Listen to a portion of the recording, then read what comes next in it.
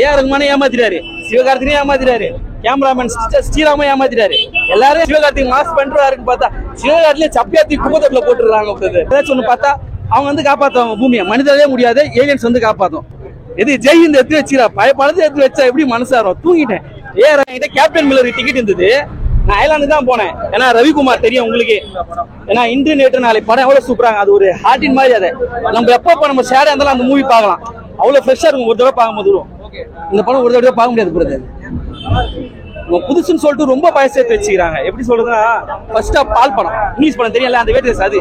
Second half ஜெய்ஹிந்த் அவ்வளவுதான், வேற ஒண்ணுமே இல்ல. ஏஆர் ரஹ்மானை ஏமாத்திட்டாரு, சிவகார்த்திகேயனை ஏமாத்திட்டாரு, கேமராமேன் ஸ்ரீராம ஏமாத்திட்டாரு.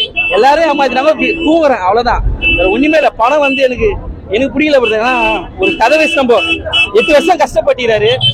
புதுசா இருக்கும், சரி பரவாயில்லப்பா. ஏன்னா அவர் அதுலயே பாத்தீங்கன்னா இன்டர்நெட் நாளையில ஒரு சீன் ஒன்று காமிச்சிருப்பாரு ஆரியா வச்சு.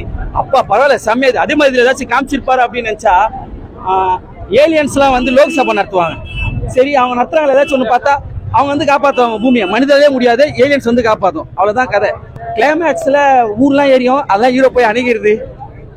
எது ஜெய்ஹிந்த் எடுத்து வச்சுரா பழத்தை எடுத்து வச்சா எப்படி மனசாரும். தூங்கிட்டேன். ஏஆர் ரஹ்மான் கூட எந்திரன்ல போட்ட மியூசிக்கை போட்டாரு பிரதர். ரொம்ப கஷ்டமாயிது எனக்கு. காமெடி எல்லாம் சிரிப்பா இருந்து. இப்ப நான் ரிவ்யூ கொடுத்தோட சிரிச்சு இல்லாம தவிர அங்க சிரிக்கிறது ஒண்ணுமே இல்ல. ஃபைட் சீன் எல்லாம் ஏமாத்திட்டாரு. ஓரளவு தான் ப்ரோ, ஒரு தடவை பார்க்கலாம்.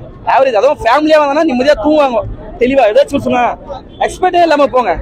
ஒரு 2 ஹவர் ஃப்ரீயா பார்க்கலாம், ரிலாக்ஸா இருக்கலாம்னா பார்க்கலாம். அவ்வளவுதான். மிச்சப்பெல்லாம் நீ எதிர்பார்ப்பு ஓகே அவரு அந்த டைரக்டர் பயங்கரமா எடுத்திருப்பாரு நினைச்சா அப்படியே மொக்க வாங்கி தான் வீட்டுக்கு வருவோம். சிஜிலாம் ஓகே பிரதர். நான் அதெல்லாம் சிஜி ஒர்க்லாம் வந்து சூப்பரா பண்ணிக்கலாம், எதுவுமே தப்பா சொல்ல மாட்டேன். பட் எக்ஸ்பெக்ட் பண்ணது எப்படி 8 வருஷம்ன்றது 8 மாசத்துல இருக்கலாம் அந்த படத்தை. அவ்வளவுதான் சொல்ல முடியும். மிச்சப்படிலாம் பார்த்து எப்படி நம்ம ஃபுல்லாவும் புரிஞ்சாச்சு, படமா புரிஞ்சிச்சு எனக்கு. இருந்தாலும் என்னன்னா ரொம்ப கஷ்டம். நான் எதிர்பார்த்தது ஒண்ணுமே இல்லையே படத்துல அப்படின்றது வந்து ரொம்ப கஷ்டமா இருக்குது எனக்கு. எப்படின்னா நான் எதிர்பார்த்தேன்னா சரி வேற்றுக்காசி வருவாங்க, ஒரு ஃபைட்டா இருக்கும். நல்லா வேற்றுக்காசி வயசுலயே ஒரு எப்படின்னா அக்வாமேன் மாதிரி ஒரு புது உலகத்தை காமிப்பாங்க. அந்த மாதிரி ஃபைட் எல்லாம் பயங்கரமா இருக்கும். சிவகார்த்திகேயன் மாஸ் பண்றாருன்னு பார்த்தா சிவகார்த்திகேயன் சப்பியாத்தி குப்பத்தட்டுல போட்டுறாங்க. ரொம்ப மாவீரன்னு பாத்துட்டீங்களா இதுக்கு கேட்கணுமா? அவ்வளவுதானா.